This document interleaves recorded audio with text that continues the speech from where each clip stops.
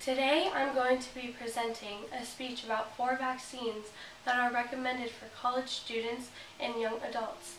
By the end of this speech, I hope to have persuaded you to see the importance of getting and keeping up to date with not only the vaccines I will be talking about, but also any other recommended vaccines.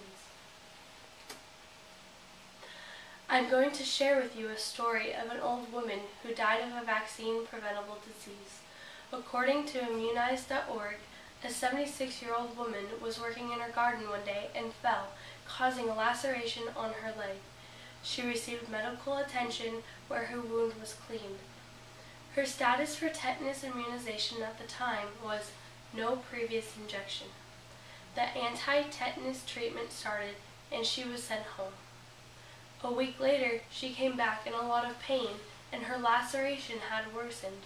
She had developed symptoms of tetanus.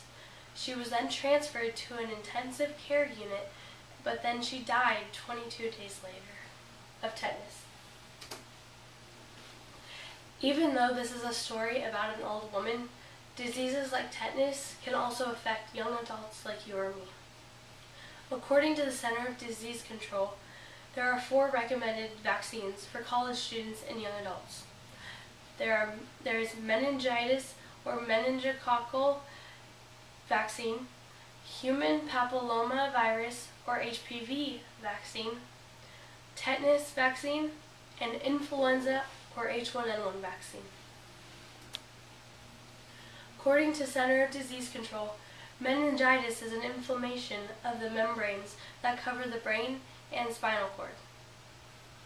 Human papillomavirus, or HPV, is a common virus that is spread through sexual contact, and most of the time HPV has no symptoms, so people do not know that they actually have it.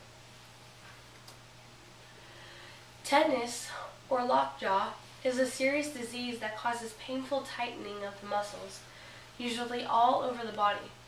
It can lead to locking of the jaw, so the victim cannot open his or her mouth or swallow. Influenza, or the flu, is a contagious respiratory illness caused by influenza viruses. It can cause mild to severe illness and at times can lead to death. Without these vaccines, there is a potential risk for you to obtain a serious illness or even fatality if you are to come in contact with any number of things that can cause the diseases.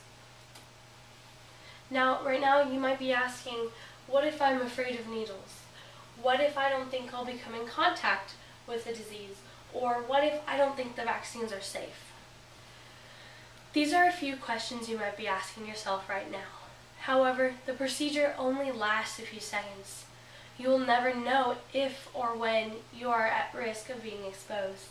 And most of the vaccines have been around for a while, and the positive aspects outweigh the negative possibilities.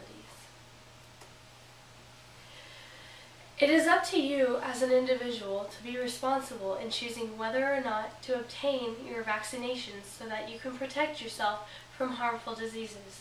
I've told you about 4 recommended vaccines for college students and young adults, and I hope that the information I've provided for you today has persuaded you to be safe and get your vaccinations. Thank you.